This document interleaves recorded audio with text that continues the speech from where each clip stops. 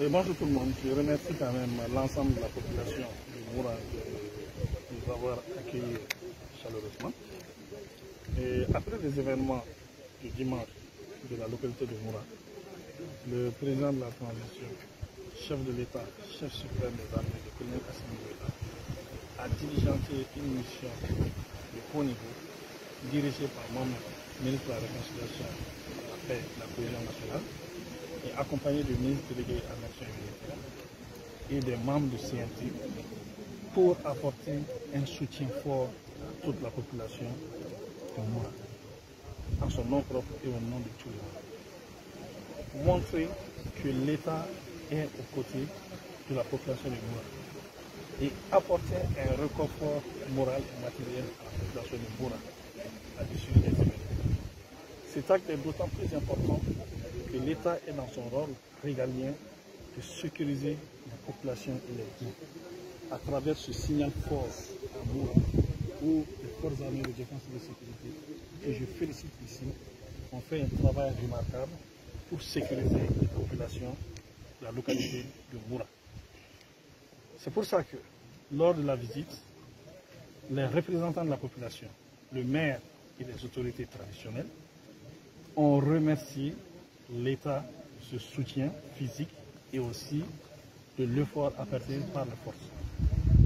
Ils ont dit qu'ils sont réconfortés et réellement revigorés par le fait que des représentants de haut niveau de l'État puissent venir chez eux ici pour apporter le message du président et du soutien.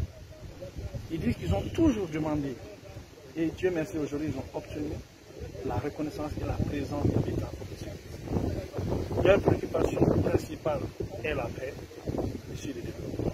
Ils ne peuvent que saluer cet effort.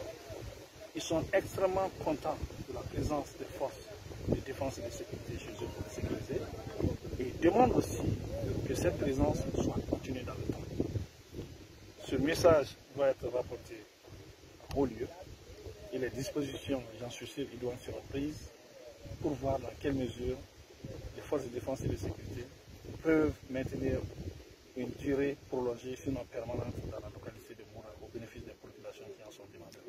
Monsieur le ministre, cette nouvelle donne s'appelle la montée en puissance des forces armées maliennes. Alors, est-ce que vous avez un message particulier à l'endroit des forces armées maliennes, en ce sens, par rapport à la montée en puissance des forces armées maliennes qui a fait ce résultat et grâce à cette montée?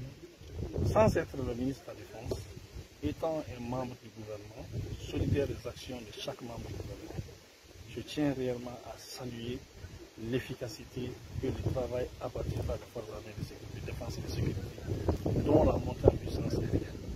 Dans un passé récent, il était inimaginable que des opérations militaires avec de tels succès puissent se tenir dans les zones inondées comme Moura.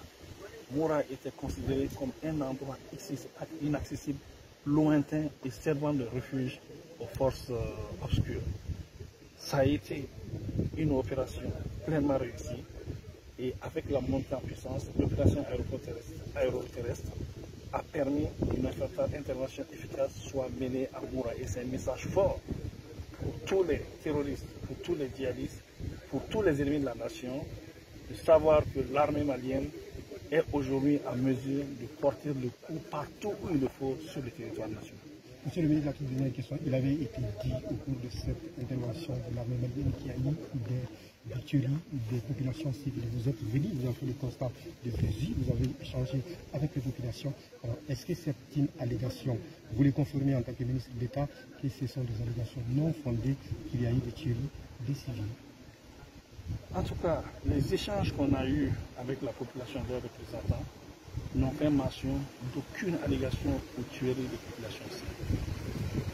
Donc, à ce stade, tout ce qui est dit n'est qu'allégation.